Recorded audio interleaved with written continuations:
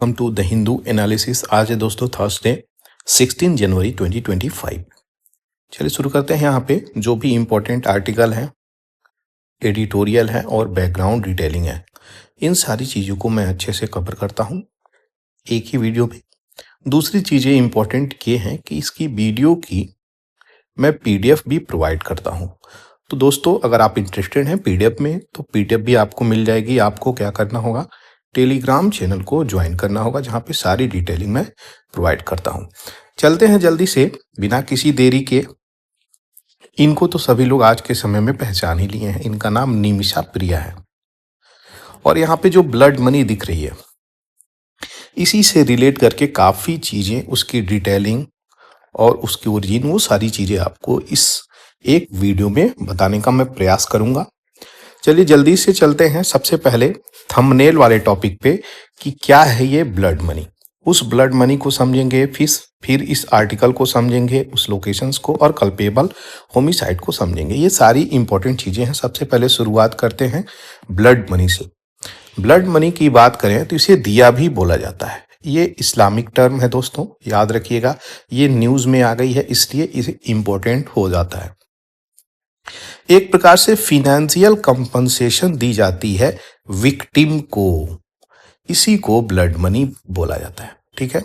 अब ये विक्टिम जब ये पैसा लेगा तो उसकी कोई इकोनॉमिक स्थिति जो होगी खराब हो रही होगी या फिर कोई कमाने वाला नहीं रह गया होगा तो उसकी स्थिति में बदलाव आ जाती है। इसीलिए यहाँ पे दिया टर्म इस्तेमाल किया गया है। ये इस्लामिक शरिया यानी जो उनका कोड ऑफ कंडक्ट है उसमें ये चीज़ें फॉलो करी जाती हैं। शरियात का ये लॉ है।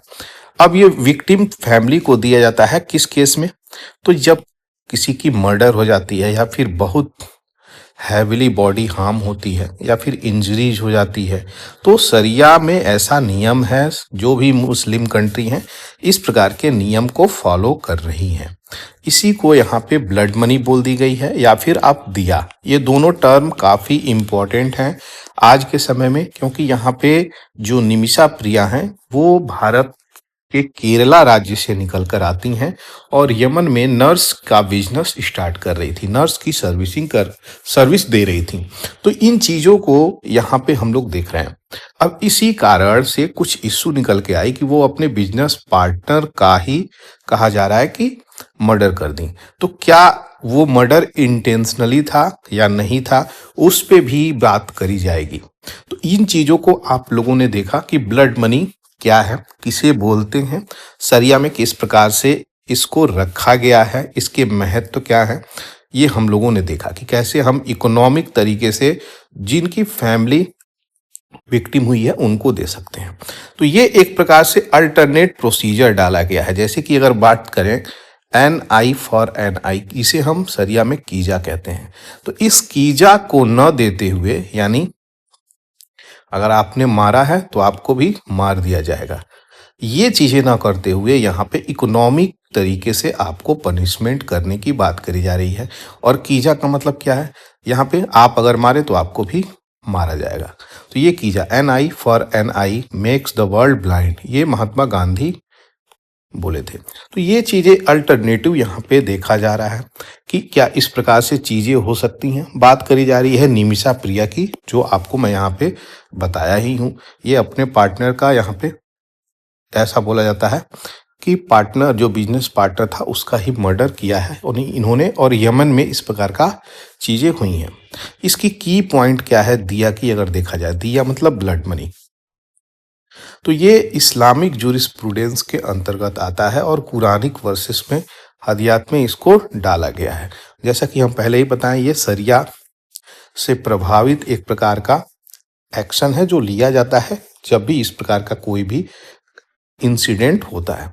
इसका पर्पस यही है कि कैसे जस्टिस प्रोवाइड करी जाए, ठीक है, और रिकंसिलिएशन और फॉरगिवनेस पे फोकस किया जाए। कैलकुलेशंस कैसे होती है, तो अमाउंट ऑफ दिया अगर बात करें, जैसे कि पैसे की तो इसमें बात होती ही है कि कितनी दी जाएगी, उसकी अमाउंट वेरी करती है सीवियरिटी ऑफ द क्राइम की कितनी क्राइम है उसके हिसाब से यहाँ पे वेरी करेगी। बहुत सीवियर क्राइम है, मर्डर हो गई है, जान ही रहे हैं कैसे ये लोग करेंगे। और भारत के ऊपर इस प्रकार की चीजें अब होंगी। होंगी कहने का मतलब यही है कि अगर स्टेट से निकल के आ रही हैं निमिषा प्रिया, तो इनको कम से कम जान लीजिएगा अच्छा अमाउंट पे करना पड़ेगा, तभी इनकी जान अब बचेगी।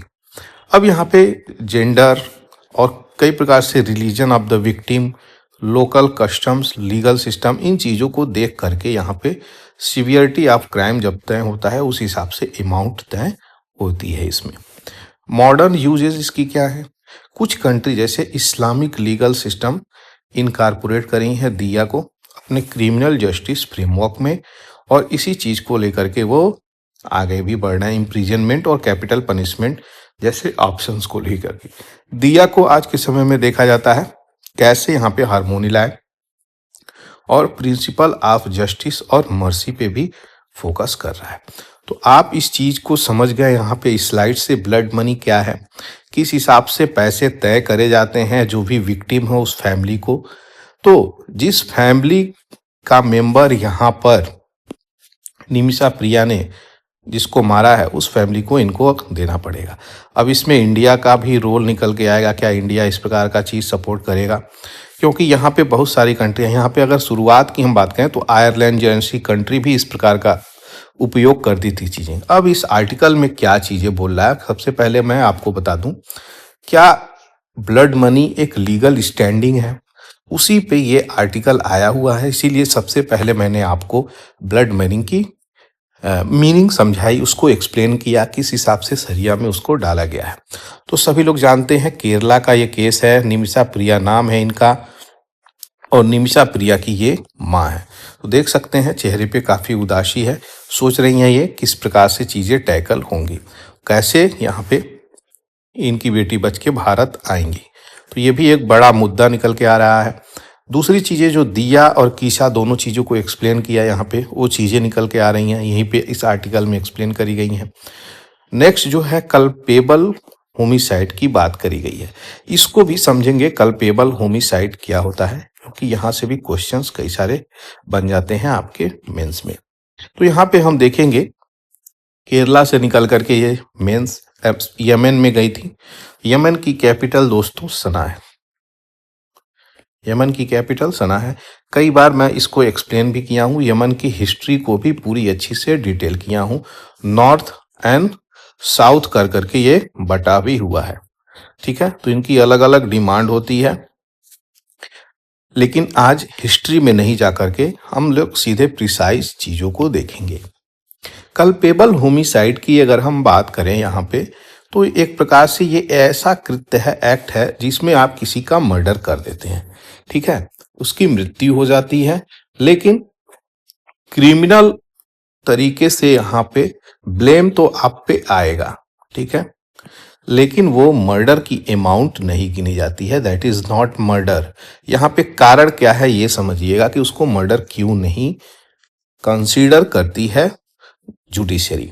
तो इस चीज में देखी जाती है कि व्यक्ति का इंटेंशन और नॉलेज क्या था कि जब वो इस प्रकार का कार्य किया, कितना तरीके से वो क्रूएलिटी किया, उसी चीजों को लेकर के यहाँ पे मेंशन है कि उसका इंटेंशन और नॉलेज देखा जाएगा कि कैसे वो इस चीज में संलग्न पाया गया, उसका उद्देश्य क्या था मर्डर करने का, और इसमें मर्डर से ये अलग कैसे है, इसीलिए इसे मर्डर नहीं बोला गया, कल्पेबल होमिसाइड बोली गई है। कल्पेबल होमिसाइड की बात करें तो किसी का व्यक्ति मर्डर करता है और यहाँ पे एक्सट्रीम क्रूएलिटी, प्री मेडिटेशन और क्लियर इंटेंट होती है उसकी कि मारना ही है मुझे, तो ये चीजें निकल के आती हैं। लेकिन ये सब चीजें एग्रेवेटिंग फैक्टर एब्सेंट होते हैं, यहीं पे कल्पेबल होमिसाइड अनइंटेंशनल चीजें बोली जा रही हैं। तो ये चीजें याद रखिएगा। कल्पेबल होमिसाइड क्या है? अच्छा, होमिसाइड का मतलब क्या है? किसी व्यक्ति को, इंडिविजुअल को, और जीनोसाइड का मतलब क्या है? Group of the community peoples, ज्यादा से ज्यादा। ये दोनों टर्म में क्या होते हैं? मर्डर हो जाते हैं। तो होमिसाइड और जीनोसाइड, जो जीनोसाइड इजराइल कर रहा है वो चीजें याद रखिएगा। लीगल कंटेक्स्ट की बात करें तो आईपीसी इंडियन पेनल कोड में कल्पेबल होमिसाइड को सेक्शन 299 में डिफाइन किया गया है, जबकि मर्डर की बात करें तो मर्डर सेक्शन 300 में डिफाइन किया गया है कि क्या इंटेंशन है, नॉलेज और सर्कमस्टांसेस। कई प्रकार से उदाहरण इसको लेकर के आते रहते हैं और पनिशमेंट और दोनों फाइन और टर्म दोनों एक साथ यहाँ पे दिए जा सकते हैं, डिग्री आप जो कल्पेबिलिटी होगी उसके आधार पर। तो punishment for culpable homicide not amounting to murder ये वैरी करता है किस डिग्री की आप क्राइम किए हैं। तो ये थी पूरी डिटेलिंग इस आर्टिकल की जो यहाँ पे मैं आपको दिया हूं। यहाँ पे आपको बता दें ब्लड मनी का जो काम है, यहाँ पे इस आर्टिकल में ये कह रहा है ब्लड मनी जो है अभी रिसेंटली न्यूज में नहीं आया। 2019 में भी यहाँ पे 34 करोड़ पेड किया गया था इंडिया से, कोई विक्टिम वहां पे हुआ था। तो ये चीजें याद रखिएगा, काफी इंपॉर्टेंट है। कुवैत की ये कहानी है, काफी न्यूज में थी ये, तो इसलिए ब्लड मनी क्या लीगल स्टैंडिंग रखता है उस पर सारी डिटेलिंग यहाँ पे इस आर्टिकल में मैं आपको दे दिया। आशा करता हूँ जो चीज़ें आपको यहाँ पे समझाया वो चीज़ें क्लियर हो गई।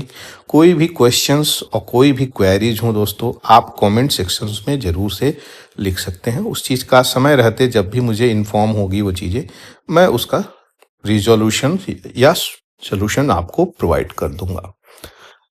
आगे बढ़ते हैं, देखेंगे क्या इंपॉर्टेंट चीज़ें हैं, उन चीज़ों को देखी जाएगी। आर्टिकल की बात करी गई है, काफ़ी इंपॉर्टेंट ये है। हम सभी लोग जान ही रहे हैं कि कैसे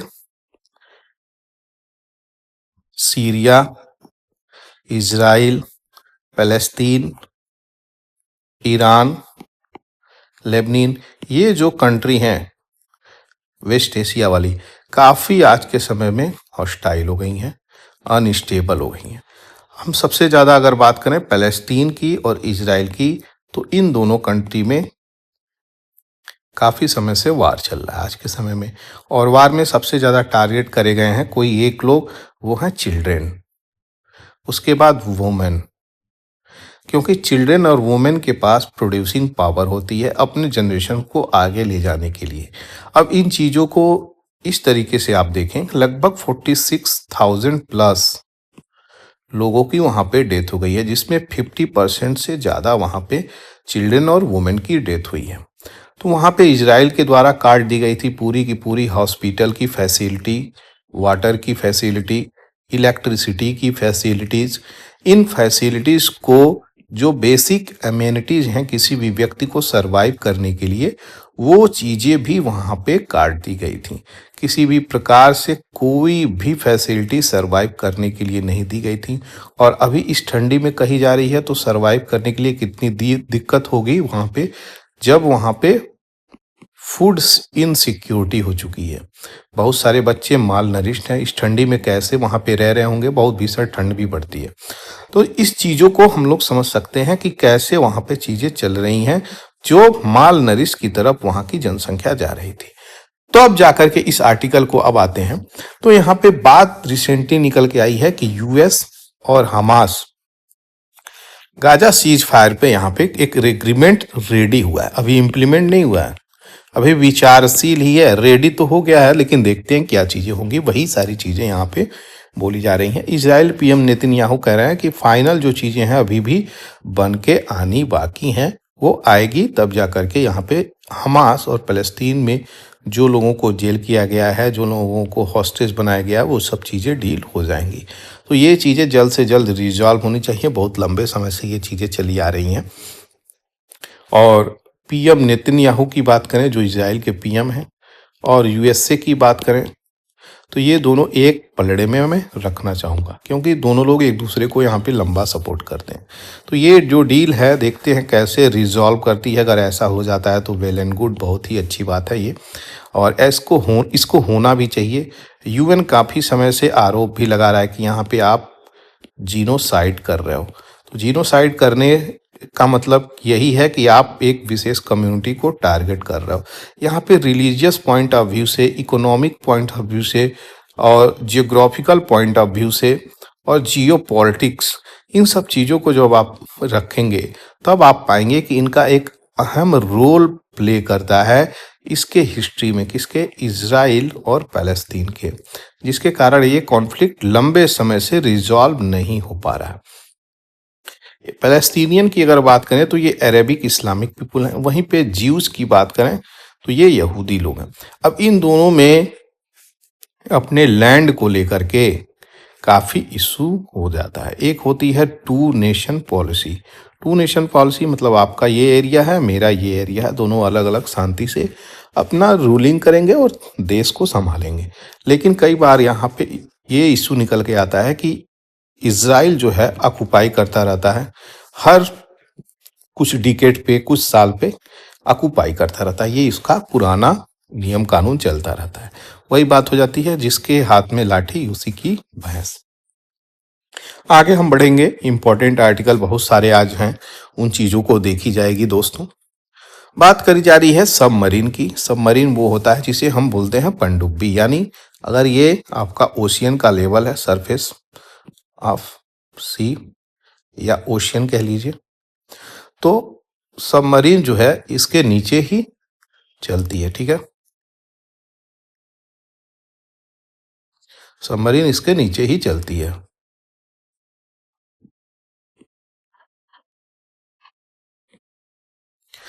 अब इसके नीचे चलती है तो इसकी बहुत सारी उपयोगिता होती है, इसकी यूटिलिटी काफ़ी अच्छी होती है। आप कहीं पे इसको नीचे डॉक कर सकते हैं और एक लिमिट तक आप नीचे जा भी सकते हैं, जिसके कारण आप रडार में आएंगे नहीं। तो ये तो सबमरीन पानी के नीचे चलने वाली बात हो गई। जो ऊपर चलती है वो शिप कहलाती है, सभी लोग जानते हैं। लेकिन यहाँ पे बातें करी जा रही हैं कि सबमरीन और 2 वारशिप कमीशन किए गए भारत में, इसको बना करके नेवी को सौंप दी गई है, जो भारत के लिए बहुत बड़ी बात है। और एक साथ 3 चीज हुई हैं, तो उनका नाम क्या क्या है, ये जो इम्पोर्टेंट है, क्वेश्चंस यहीं से बन सकते हैं, उन चीजों को भी देखी जाएगी। और प्रोजेक्ट 70A फ्रीगेट, इसको भी देखी जाएगी, जो इम्पोर्टेंट हो जाता है। बात करी जा रही है सबमरीन 1 और 2 वारशिप की। तो सबमरीन का नाम क्या है, सबसे पहले तो ये जान लीजिए। सबमरीन का नाम है INS नीलगिरी और INS वागसीर और INS सूरत, ये चीजें हैं। INS वागसीर जो है ये सबमरीन है यहाँ पे, और ये शिप है। INS सूरत और INS नीलगिरी ये क्या है, ये शिप है। और वागसीर क्या है, ये सबमरीन है, याद रखिएगा। ये प्रोजेक्ट 17A, इसके अंतर्गत कुछ सबमरीन भारत में बनाए जाने थे, उसी को यहाँ पे प्रोजेक्ट 17 और प्रोजेक्ट 75, ये दोनों प्रोजेक्ट यहाँ पे निकल के आ रहे हैं। INS नीलगिरी एक lead ship of project 70A freight है। INS वागसीर की अगर बात करें तो ये 6th और फाइनल सबमरीन ऑफ प्रोजेक्ट 75 है। प्रोजेक्ट 75 को हम लोग देखेंगे क्योंकि इसकी डिटेलिंग काफ़ी इंपॉर्टेंट हो जाती है। इसी की हम बात कर रहे हैं अभी, प्रोजेक्ट 75 के अंतर्गत वागसीर की, जो 2024 में एक्सपेक्टेड था, अभी ट्रायल पे चल रहा था, इसको कमीशन कर दी गई है। इसी श्रेणी में अगर आप देखेंगे, स्कॉर्पियन क्लास सबमरीन है, सबसे पहले ये जानिएगा। अब INS कालवरी 17 में आता है, खंडारी 19 में आता है, करंज 21 में आता है, वेला 21 में आता है, वगीर 23 में आता है। तो ये सब सर्विस में थे, ये ट्रायल पे चल रहा था, इसको भी कमीशन कर दी गई है। ये भारत के लिए, भारत के मैरिट टाइम पर्पस से, सिक्योरिटी के पॉइंट ऑफ व्यू से काफ़ी इंपॉर्टेंट है। अब ये चीज़ें हो गई, तो आप यहाँ पर समझिए ना कि भारत आखिर में इतना ज़्यादा फोकस क्यों कर रहा है, कहाँ पे, मरीन सिक्योरिटी पे। ठीक है, इन चीज़ों पे भारत की हम सभी लोग जानते हैं कि भारत की ये कहानी है, दोनों तरफ से, तीनों तरफ से कहा जाए तो भारत का ओपन बाउंड्री है, ओशियन से, सी से, जिसके कारण भारत की सिक्योरिटी स्ट्रांग होनी चाहिए, खास करके नेवी की अगर बात करें। तो इसीलिए इन चीज़ों में हम लोग फोकस कर रहे हैं, क्योंकि हम लोग जान रहे हैं बगल में बैठा चाइना कभी भी हम पे इस चीज़ का उपयोग कर सकता है, और उसका नेवी पावर जो है काफ़ी अच्छा डेवलप्ड है। इसीलिए हम लोगों ने डिफेंस बजट को भी अच्छा खासा बढ़ा लिया है, और उस पर हम लोग इन्वेस्ट भी कर रहे हैं, कार्य भी कर रहे हैं, और ये ज़रूरी भी है। इसीलिए इंडिया इस पे फोकस भी कर रहा है। तो ये चीज़ें थी। आत्मनिर्भर बनने की बात prime minister of India Modi यहाँ पे बोल रहे हैं। डिफेंस मिनिस्टर ये कर रहे हैं कि हम लोगों का जो प्रोग्रेस है, शक्ति है, वो बढ़ रहा है। अच्छी बात है, ये चीज़ें करनी ही पड़ेगी क्योंकि बगल में बैठा चाइना कुछ भी हरकत कभी भी किसी भी रूप में किसी भी डिग्री से वो कार्य कर सकता है। उस पर क्या नहीं कर सकते हम, एक चीज़ नहीं कर सकते, वही तो वो चीज़ है ट्रस्ट। तो उस पर हम लोग किसी भी रूप से भरोसा नहीं कर सकते क्योंकि बगल में बैठा जो है वही छुरा पेट में मारता रहता है। और चाइना की तो हरकतें ही हैं दोस्तों कि जिस कंट्री में जाओ वहाँ पे किसी न किसी रूप से एक्सप्लॉइट करो, एक्सपेंशन करो, कॉलोनी कॉलोनी को बनाओ, यही सारी चीज़ें निकल के आ रही हैं। आज के समय में कॉलोनी नहीं बल्कि ज़बरदस्ती ये चीज़ें चलती हैं। फिलीपींस वाले सी में देख ही रहे हैं इसका, कैसे साउथ चाइना सी में इसका दबदबा हमेशा बना के रखता है, ज़बरदस्ती बात करता है ये, समझ गए आप। आपके कंट्री का नाम तक, कंट्री के स्टेट का नाम तक बदलने का प्रयास करता है, डिस्ट्रिक्ट का नाम बदलने का प्रयास करता है। वही बात कर रहा हूँ अरुणाचल प्रदेश, 2 काउंटी अभी बना दिया लद्दाख वाले रीजन में। तो उस चीज़ पे भी आर्टिकल आई है, हम देखेंगे, उसकी आप चिंता ना करिए। लेकिन ये इसका काम देख करके इसीलिए मैरीटाइम में इतना इन्वेस्ट कर रहा है भारत, जो मुझे आपको यहाँ पे एक्सप्लेन करना था। आगे बढ़ते हैं, जो इंपॉर्टेंट चीज़ें हैं उस चीज़ को देखी जाएगी। छोटी सी एक चीज़ है दोस्तों, तिरुपति मंदिर में वैकुंठ एकादशी के दिन स्टैम्पिड पड़ गई। स्टैम्पिड मतलब भगदड़ मच गई, जिसके कारण कुछ लोगों की डेथ हो गई। इस प्रकार का कृत्य कोई नया नहीं है, बहुत पुराना है। 96-2022 तक यहाँ पे लगभग 3000 की जिंदगियां इस तरीके के स्टैम्पिड से चली गई हैं। तिरुपति तिरुमाला देव स्थानम जो आंध्र प्रदेश में है, भगवान विष्णु को ये मंदिर समर्पित है। बड़ी सुंदर जगह है, यहाँ पे मैं विजिट भी किया हूँ, ठीक है। तो यहाँ पे भी इस प्रकार की चीज़ें होती हैं और अच्छी अरेंजमेंट होती हैं, फिर भी कहीं ना कहीं ये चीज़ें हो जाती हैं। जब क्राउड होती है तो क्राउड को कंट्रोल करना काफ़ी मुश्किल हो जाता है। यहाँ पे उन चीज़ों को हम नहीं कंसिडर करेंगे कि मुश्किल हो जाता है कि क्या हो जाता है। यहाँ पे हम आएंगे फैक्ट्स फिगर पे और निकालेंगे कि एग्जाम पॉइंट ऑफ व्यू से क्या इंपॉर्टेंट हो जाता है। सबसे पहले निकालेंगे शेषाचलम बायोस्फीयर रिजर्व। इस रिजर्व के बारे में हम लोग देखेंगे और समझेंगे। शेषाचलम बायोस्फीयर रिजर्व की अगर हम बात करें यहाँ पे, तो ये बायोस्फीयर रिजर्व 2010 में गवर्नमेंट ऑफ इंडिया के द्वारा इसको डेजिग्नेट करा गया। और शेषाचलम बायोस्फीयर रिजर्व की बात कर रहे हैं यहाँ पे, तो ये बॉर्डर करता है एरिया विद इन ईस्टर्न घाट, जो पार्ट है किसका, चित्तूर कडप्पा डिस्ट्रिक्ट, और फोकस करता है conservation of biodiversity, sustainable use of natural resources और लोकल कम्युनिटी को सपोर्ट भी करता है। तो शेषाचलम बायोस्फीयर रिजर्व आंध्र प्रदेश का पहला बायोस्फीयर रिजर्व है। बायोस्फीयर रिजर्व 2010 में, टाइगर रिजर्व 2021 में, प्रोजेक्ट टाइगर के अंतर्गत ये चीजें आ जाती हैं। यहाँ पे आते हैं, आज के समय में शेषाचलम बायोस्फीयर रिजर्व एक प्रकार से इकोलॉजिकल कंसर्न यहाँ पे उठ चुका है। क्या है वो, तो ecological impact on Tirumala hills पे पड़ रही है, जो पार्ट है किसका, शेषाचलम बायोस्फीयर रिजर्व का।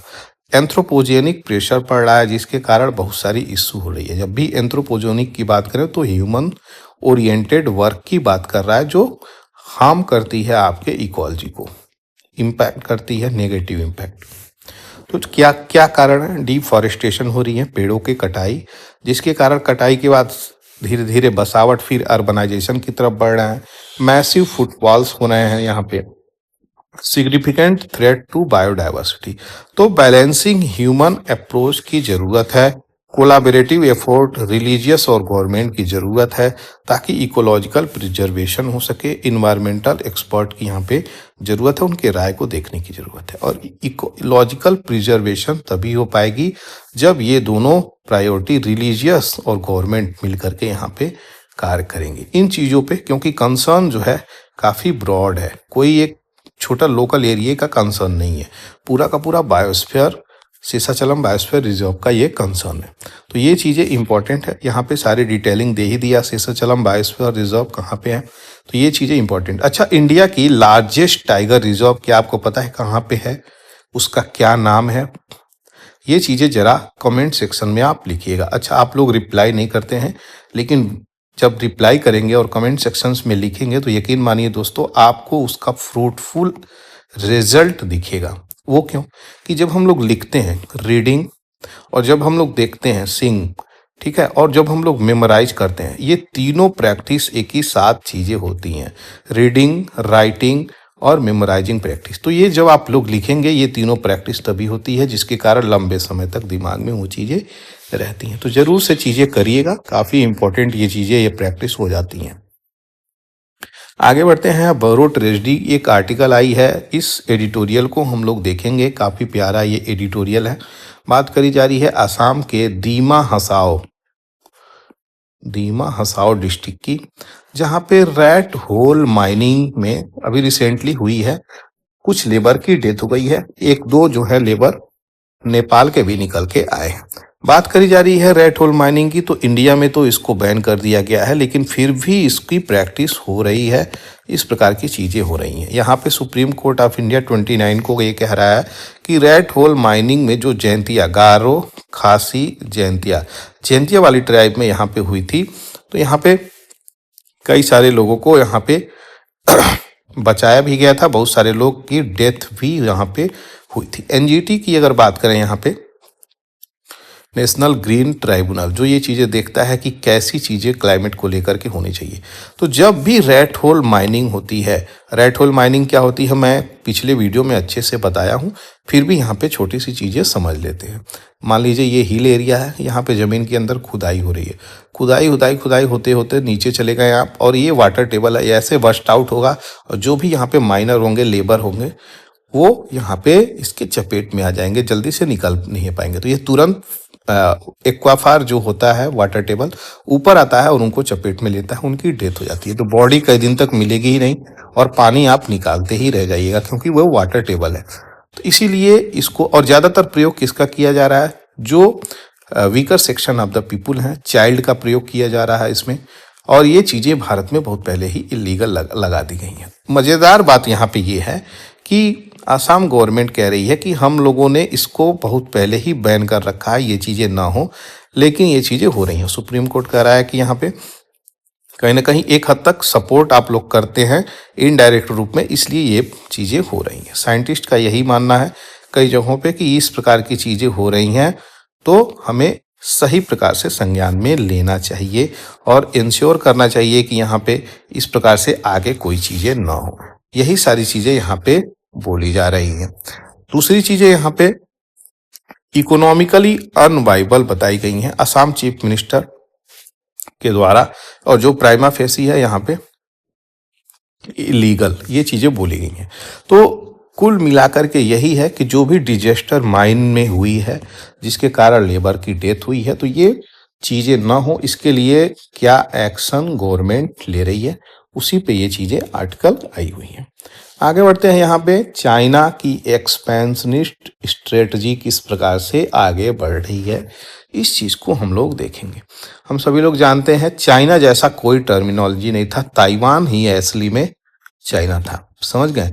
लेकिन आज के डेट में ताइवान छोटी सी कंट्री बन के रह गई है, और चाइना की जो आइडियाज थी माओइज्म वाली, वो पूरी दुनिया में फैल गई है और अपने आप को एक्सपेंशन करता हुआ जा रहा है। अब उसी चीज को यहाँ पे red flag of China expansionist strategy rolls on के रूप में हम यहाँ पे देखेंगे।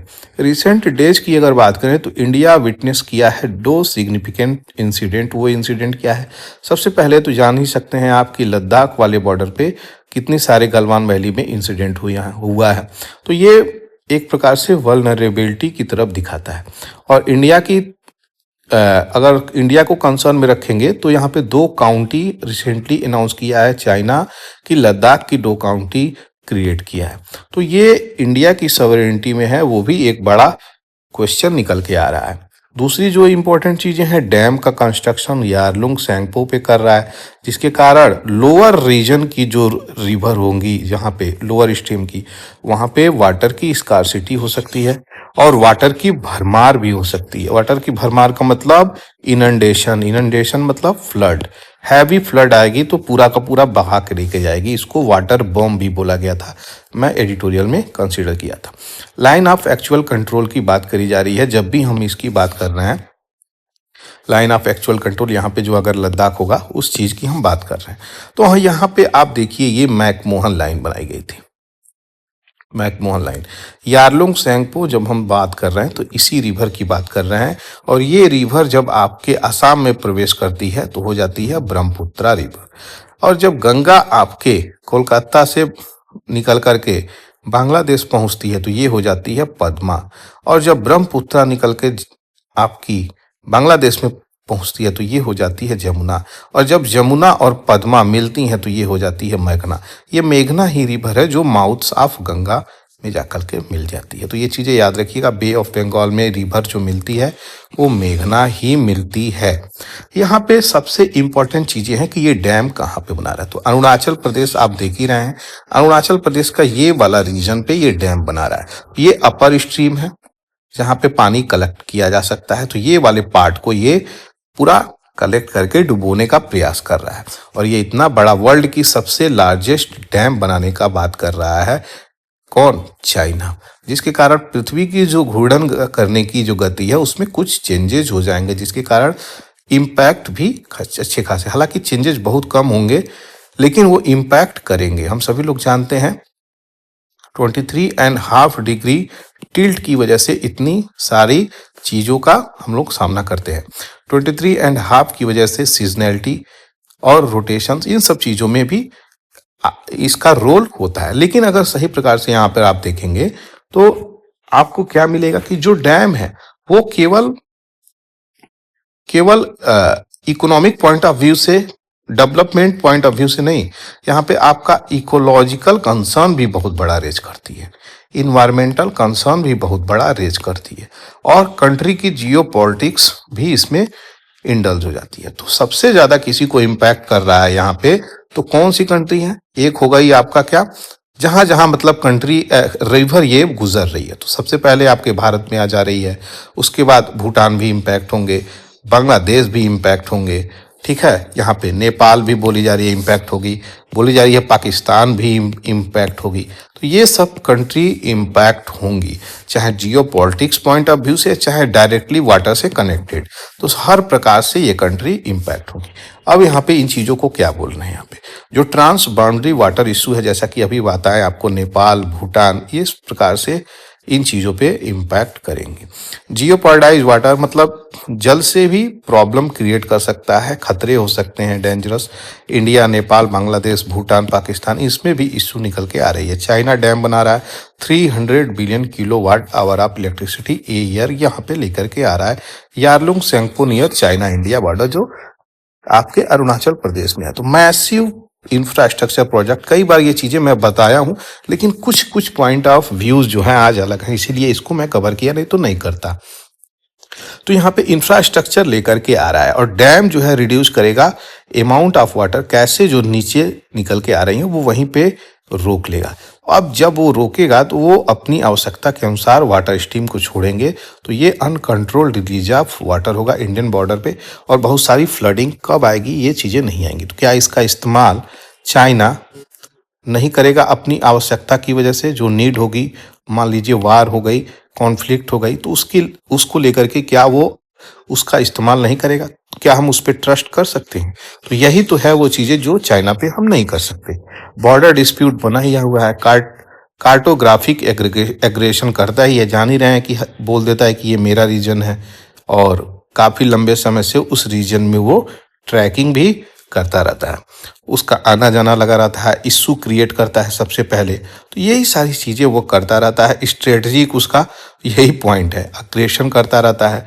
बहुत सारी इशू है, जैसे लद्दाख रीजन में उसने किया, गलवान वैली में किया, ये इस प्रकार की चीजें चलती है। अरुणाचल प्रदेश में आपको बताया कि वो बोलता है कि इनएलिनेबल पार्ट ऑफ ये जो इंडिया है उसका भी नाम बदल करके वो कुछ और ही लगता है, जो भी डिस्ट्रिक्ट है अरुणाचल प्रदेश के जो बॉर्डर टच करती हैं चाइना से।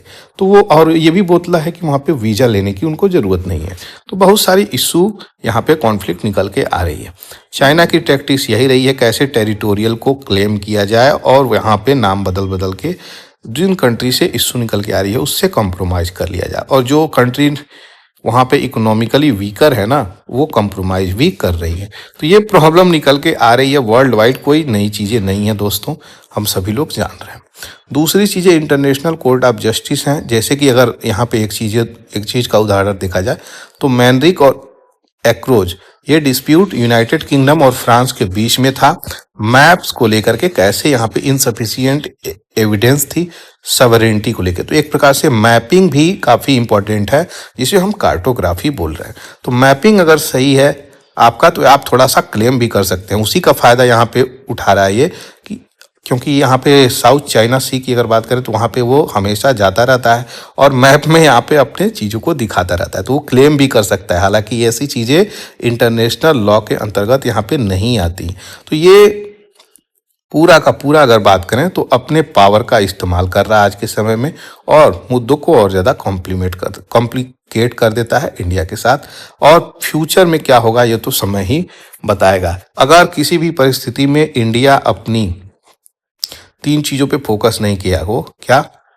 मिलिट्री, आर्मी, नेवी, एयरफोर्स, और चौथी चीज़ मैं कहूँगा इंफ्रास्ट्रक्चर। इन चीज़ों पे अगर हम लोगों ने फोकस नहीं किया तो हमारी जियो पॉलिटिक्स जो है ना, धरी की धरी रह जाएगी और यूएस भी कुछ नहीं कर पाएंगे सही मायने में। इसीलिए हमको सबसे पहले इन चीज़ों पे फोकस करना पड़ेगा, और इंडिया कर भी रहा है। इंडिया जान रहा है कि यहाँ पे पूरी की पूरी बात देश की जीडीपी को लेकर के ही है। इसीलिए इंडिया इंडल्ज नहीं होना चाहता किसी भी प्रकार से वार में, क्योंकि वार जाने में आप कितने साल पीछे चले जाओगे।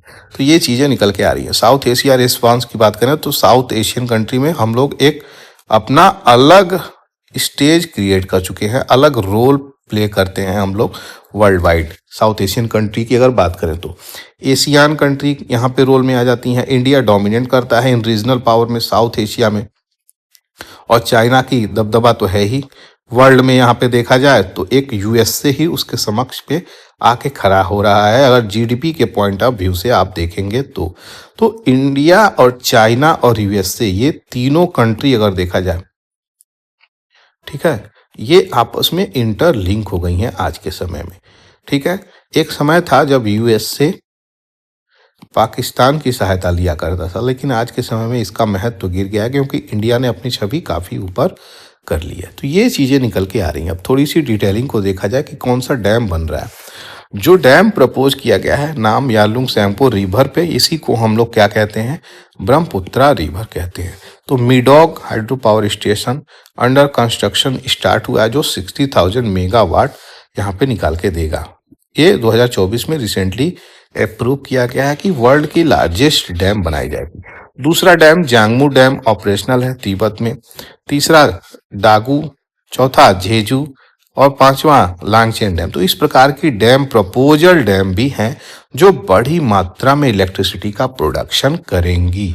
इन चीज़ों की बात करें तो यहीं पे डैम बनाने की बात करी जा रही है इस वाले एरिया में। तो ठीक अरुणाचल प्रदेश से सटे ही बात हो रही है, जिसके कारण इन रीजन में वाटर की कमियां हो जाएंगी और ये अपने अनुसार वाटर छोड़ेगा। तो जल की जो आवागमन है वो इम्पैक्ट करेंगी। तो इकोलॉजिकल कंसर्न इंटरनेशनली यहाँ पे हो जाता है। ये बड़ी मुद्दे निकल के आ रही हैं। तो ये आर्टिकल बहुत ही प्यारा था, सोचा जो जो नए चीज़ें हैं उसको मैं यहाँ पे कवर कर दूं। साउथ एशिया वाली एंगल थी, कार्टोग्राफी वाली एंगल थी, थोड़ी थोड़ी चीज़ें उसको मैं यहाँ पे एक्सप्लेन किया हूँ। आगे बढ़ते हैं, बात करी जा रही है इंफ्रास्ट्रक्चर की, कि गवर्नमेंट स्कूलों की इंफ्रास्ट्रक्चर कुछ प्राइवेट तरीके से बदली हुई हैं। वही चीज़ें यहाँ पे दिखाने का प्रयास करी जा रही है। सबसे पहले हम लोग बात करेंगे UDISC रिपोर्ट, जो आपका एजुकेशन मिनिस्ट्री निकाली है। 13-14 से लेकर के 23-24 तक का इस रिपोर्ट में चीज़ें डाली गई हैं। तो ये एक प्रकार से रिपोर्ट कार्ड है जो ये बताता है कैसे चीज़ें बदली हैं। तो उसी चीज़ों को यहाँ पे आर्टिकल के रूप में दिया गया है, उन चीज़ों पे फोकस करके आगे बढ़ा जाएगा। बात करी जा रही है इंफ्रास्ट्रक्चर में, तो इंफ्रास्ट्रक्चर में हम लोग कुछ आगे बढ़े। उस इंफ्रास्ट्रक्चर में आगे बढ़े हैं यहाँ पे, तो क्या है? इलेक्ट्रिसिटी की supply, toilet, boys toilet, girls toilet, availability of ramps और computer, rain water harvesting, internet, medical checkup, hand wash और लाइब्रेरी, क्या इसकी सुविधाएं हैं। अब यहाँ पे देखिए, ये हो गई गवर्नमेंट की 14 से लेके 24 तक, और ये हो गई प्राइवेट की 2014 से लेके 24 तक। इसी चीज़ में क्या हम लोग लेकर के आए हैं, तो आप देखिए, आपको समझ में आएगा। 2014 में गवर्नमेंट की क्या दशा थी और 24 में क्या दशा है, प्राइवेट में 14 की क्या दशा थी, 24 में क्या दशा है, उस चीज को हम लोग देखेंगे और समझेंगे। फंक्शनैलिटी इंटरनेट की, इलेक्ट्रिसिटी की बात करें तो यहाँ पे बढ़ी है। एक 44 थी यहाँ पे परसेंटेज, तो यहाँ पे 90 के आसपास हुई है। इलेक्ट्रिसिटी की सप्लाई बढ़ी है। गवर्नमेंट स्कूलों में हम बात करें तो टॉयलेट भी बढ़ी है, बॉयज टॉयलेट भी बढ़ी है, तो ये इसमें वृद्धि हुई है। और दूसरी तरफ अगर देखा जाए प्राइवेट की, तो प्राइवेट की भी चीज़ें बढ़ी हैं, लेकिन कोई बहुत ज़्यादा नहीं, क्योंकि आवश्यक तो यहीं पर थी गवर्नमेंट वाले सेक्शन में। ये वाला एरिया रूरल और अर्बन करके दिखाया है, यानी शहरी और ग्रामीण कर करके यहाँ पे दिखाया गया है परसेंटेज में। तो 2014 से 24 यहाँ पे गवर्नमेंट और नॉन गवर्नमेंट की बात नहीं कर रहा है, शहरी का बात कर रहा है। ये जो इलेक्ट्रिसिटी से लेकर computer, toilet, boys girls, medical checkup, rain water harvesting, इसकी अगर बात करें तो इसमें भी काफ़ी वृद्धि हुई है रूरल एरिया में। रूरल एरिया में काफ़ी वृद्धि हुई है, अर्बन एरिया में ग्रोथ हुआ है कह सकते हैं। तो ये देखिए, एक समय था कंप्यूटर नहीं था और आज के समय में बढ़ रहा है। तो इन चीज़ों पे विकास हुआ है। इंफ्रास्ट्रक्चर की ही बात करी जा रही है, इस पे हम लोगों ने इन्वेस्ट किया है। तो ये इन्वेस्ट हुआ है। अब यहाँ पे स्टेट वाइज देखते हैं कि क्या ये चीज़ें इंडिकेट करती हैं। Percentage of school with facility, Andhra Pradesh की अगर देखें तो टॉयलेट की फैसिलिटी यहाँ पे 14 और 24 जो गवर्नमेंट की हैं, 14-24 जो प्राइवेट की हैं। तो ये दिखा रही हैं। आंध्र प्रदेश की एक 60 था, 95 हुआ है गवर्नमेंट में, 68 थी 100% प्राइवेट में। यहीं पे अगर हम सीधे निकल के आए यहाँ पे उत्तर प्रदेश और बिहार, ये दो स्टेट को हम देखना चाहेंगे, और दिल्ली की इलेक्शन है, दिल्ली को भी देखना चाहेंगे। उत्तर प्रदेश सबसे पहले शुरुआत करते हैं दोस्तों। 14 में 96, यहाँ पे 97 हो गया है, बहुत माइनर सा बढ़ोतरी हुई है। लेकिन प्राइवेट में 98 था, यहाँ पे 95 घट गई है। ठीक है, अब निकल के आता है फंक्शनल इलेक्ट्रिसिटी की। तो यहाँ पे 28% से लेकर के यहाँ पे 89% इलेक्ट्रिसिटी हुई है। इलेक्ट्रिसिटी का बढ़ा हुआ है, 61 और 81 यहाँ पे हुआ है प्राइवेट में। कंप्यूटर की अवेलेबिलिटी 6 थी तो यहाँ पे 29 हुई है, और 20 थी तो 56 हुई है प्राइवेट में। यहाँ पे रैंप्स जो बैठने के लिए बेंचेज, इसकी बात करी जा रही है, इसमें भी बढ़ोतरी हुई है और इसमें घटोतरी हो गई है। यहीं पे बिहार की बात करें तो 65 से 94 पहुंची है टॉयलेट में, और 79 से 96 प्राइवेट में। और गवर्नमेंट की इलेक्ट्रिसिटी की बात करें तो 4 से 77 पड़ी है। यानी इलेक्ट्रिसिटी पे फोकस करी गई है, ये चीज़ें याद रखिएगा जो काफ़ी इंपॉर्टेंट है। टॉयलेट पे फोकस करी गई है, इन दो मुद्दों पे फोकस करी गई है सरकार के द्वारा। अवेलेबिलिटी ऑफ कंप्यूटर और रैंप, इस पे भी फोकस करी गई है, लेकिन यहाँ पे ये चीज़ें काफ़ी रेड दिख रही हैं, लेकिन असली ग्रीन वाली चीज़ें यही निकल के आ रही हैं। तो ये डाटा जो है आपको आपके सामने यहाँ पे मैं रखा। इस डाटा का काफ़ी हद तक हम लोग इस्तेमाल कर सकते हैं। जो भी इस मेंस में क्वेश्चंस इससे बनते हैं, उस चीज़ों को हम लोग देख सकते हैं। बात करी जा रही है नेक्स्ट आर्टिकल में दोस्तों, बांग्लादेश सुप्रीम कोर्ट यहाँ पे बरी कर रहा है, क्विट कर रहा है खालिदा जिया की। जैसा पहले ही मैं कई बार इनको बताया हूँ, खालिदा जिया को अरेस्ट करी थी कौन? शेख हसीना। ठीक है, शेख हसीना से पहले यहाँ पे पीएम थी खालिदा जिया, और खालिदा जिया जैसे आ रही हैं, शेख हसीना को भागना पड़ गया, इंडिया में आकर के विराजमान हो गई। इन पे आरोप लग रहा है कि ये बहुत सारा क्राइम करी है, कितने सारे लोगों को यहाँ पे इन्होंने कैप्चर भी करा था। तो ये आज के समय में एक पे दूसरे पे क्या बोलते हैं, आरोप हो रहा है। लेकिन सही मायने में इस चीज को समझिएगा, जब 1971 में बांग्लादेश की शुरुआत होती है, उस समय से ही लेकर के आज तक इस प्रकार की चीजें हुई। जो रूलिंग किया उसको मरवा दिया गया, फिर जो रूलिंग किया उसको मरवा दिया गया। तो ऐसी चीजें इतिहास बन गई हैं बांग्लादेश की। अब बांग्लादेश को देखा जाए कि है क्या, तो यहाँ पे 3 तरफ से घिरा हुआ है बांग्लादेश आपके इंडिया से, और चौथा यहाँ पे बे ऑफ बंगाल में टच करता है। इन चीज़ों को आप देखेंगे तो इतिहास में जाएंगे। जो लीडर ऑफ द बांग्लादेश है, शेख मुजीबुर रहमान की लीगेसी को आगे बढ़ा रही हैं शेख हसीना, लेकिन रिसेंटली इनको इंडिया में आकर के शरण लेना पड़ा। शेख हसीना का जन्म की बात करें तो 28 सितंबर 1947 है। ये 10वीं पीएम ऑफ द कंट्री सर्व करती हैं 96 से 2001, और 2024 में 5 अगस्त को आकर के भारत में शरण लेना पड़ता है, क्योंकि स्टूडेंट का हैवी प्रोटेस्ट होता है कि ये पूरा का पूरा क्राइम ही कर रही हैं, करप्शन ही कर रही हैं, तानाशाही टोटलिटेरियन गवर्नमेंट रन कर रही हैं। तो इनको इतना हैवी प्रोटेस्ट सामना करना पड़ता है और ये पूरी की पूरी आर्मी लगा देती हैं अपना रोकने के लिए।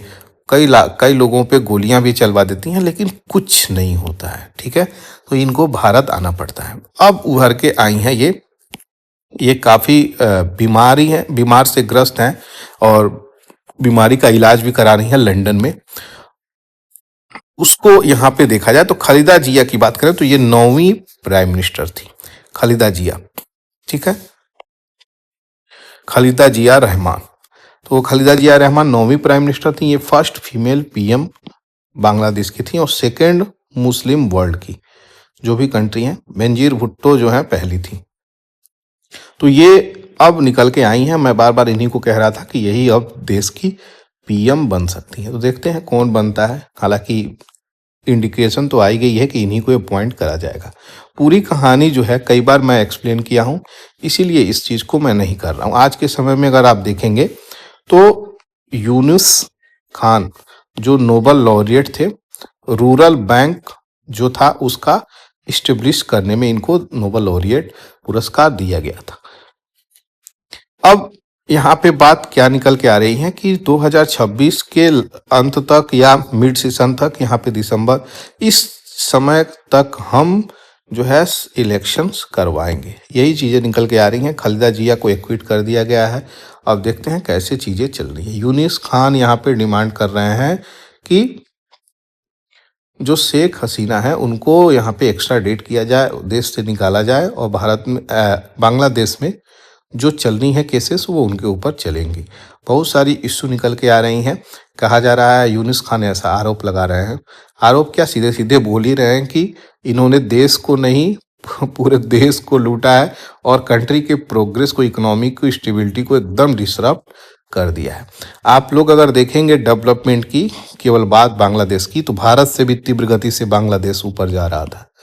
समझ गए, किसी भी रूप से बांग्लादेश नीचे नहीं था, बहुत तीव्र गति से। अब देखिए आज के समय में अब ये प्रो चाइना हो जाएंगी, तो जो भी चाहे प्रो चाइना हुआ, चाहे मालदीव, चाहे श्रीलंका, उसकी हाल हम लोग देख ही लिए हैं। देखते हैं, ये सब चीज़ें आती रहती हैं। ये बांग्लादेश के इतिहास की चीज़ें दोस्तों ऐसे ही चलती हैं। डिटेलिंग आपको दे दिया, आशा करते हैं चीज़ें समझ में आई होंगी। आगे बढ़ते हैं। प्रतिका और स्मृति ने इतिहास यहाँ पे पुनः रच दिया और इंडिया की बिगेस्ट ओडीआई विन है अभी तक। यहाँ पे 304 रनों से भारत की महिलाओं ने परचम लहरा दिया। किसको हरा करके? आयरलैंड को। 436 रन का टारगेट यहाँ पे निकल के आया, जो कि 304 रन से भारत यहाँ पर जीती। तो इस कीपर कैप्टन कौन है? स्मृति मंधाना। 70 बॉल पे सेंचुरी इन्होंने जड़ा। तो ये इंपॉर्टेंट चीजें हैं और भारत के इतिहास में सबसे बड़ी विक्ट्री है फीमेल की, अगर हम बात करें तो। दूसरी चीजें यहाँ पे निकल के आ रही हैं, काफी इंपॉर्टेंट ये न्यूज है। ऑल मी इमेजिन अस लाइट, इसकी नॉमिनेशन यहाँ पे हो गई है 2025 बाफ्टा अवार्ड को लेकर के। देखते हैं क्या ये चीजें करती हैं, बाफ्टा में इनको अवार्ड मिलता है या नहीं। बहुत सारी फिल्म रेस में है। मलयालम हिंदी फिल्म है ये दोस्तों, all we imagine as light. काफ़ी अच्छी एक प्रकार से, अगर आप जाएंगे इसको देखेंगे तो काफ़ी मोटिवेशनल फिल्म है, आपको सोचने पे मजबूर कर देगी। कई सारी पिक्चरें भी रेस में हैं। नी कैप आयरलैंड की, सी ऑफ सेक्रेट फिग जर्मनी की, एमिलिया परेज फ्रांस की, I am still here Brazil की। बहुत तगड़ा कंपटीशन है, लेकिन देखते हैं किसको प्राप्त होता है।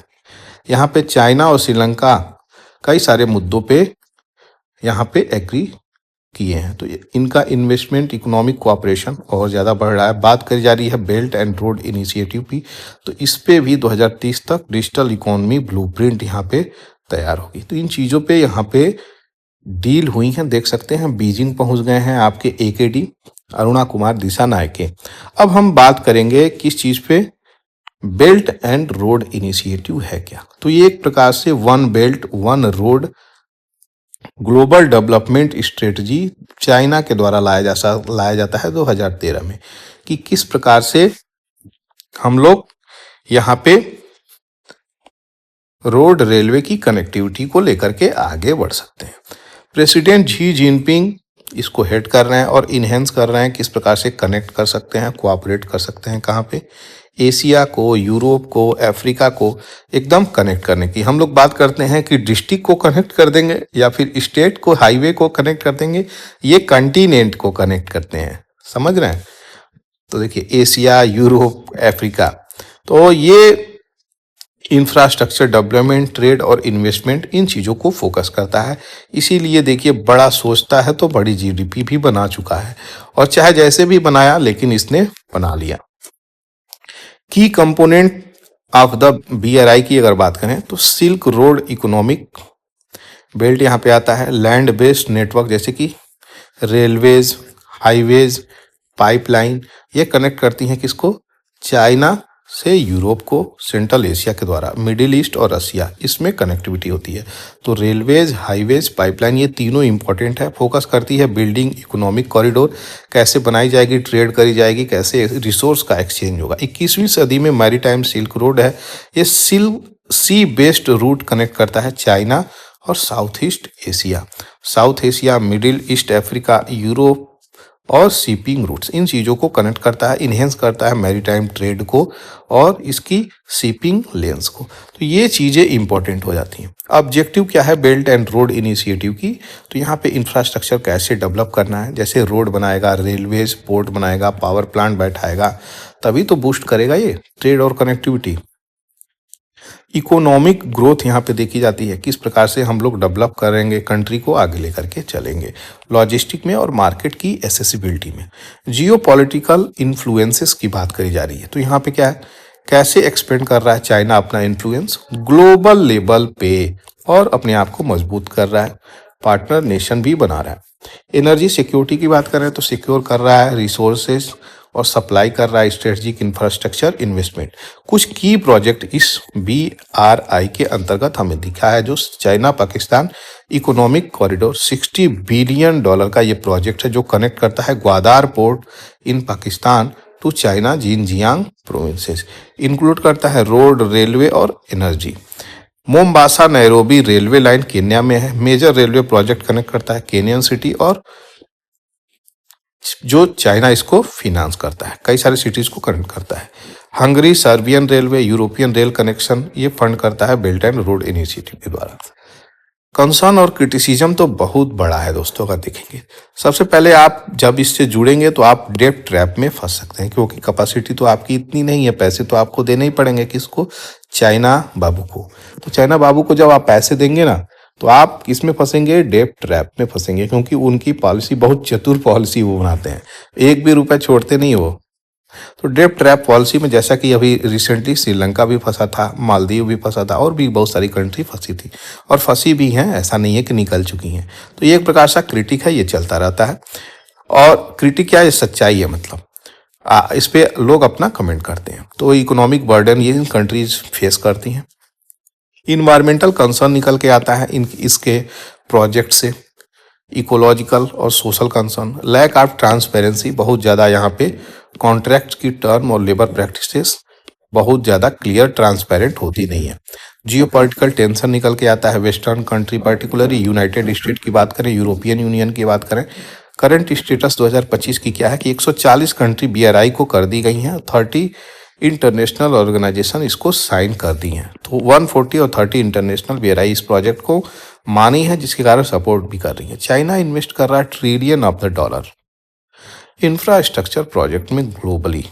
तो यहाँ पे क्या निकल के आ रहा है, इनिशिएटिव ये इवॉल्व कर रहा है, ग्रेटर फोकस कैसे ग्रीन डेवलपमेंट किया जाए, डिजिटल कनेक्टिविटी किया जाए और 5G आर्टिफिशियल इंटेलिजेंस पे टारगेट कर रहा है। तो ये जो है रुकने वाला नहीं है, काफ़ी अच्छे से अपना कार्य कर रहा है। तो ये थी दोस्तों आज की पूरी डिटेलिंग, आशा करते हैं आपको समझ में आई है।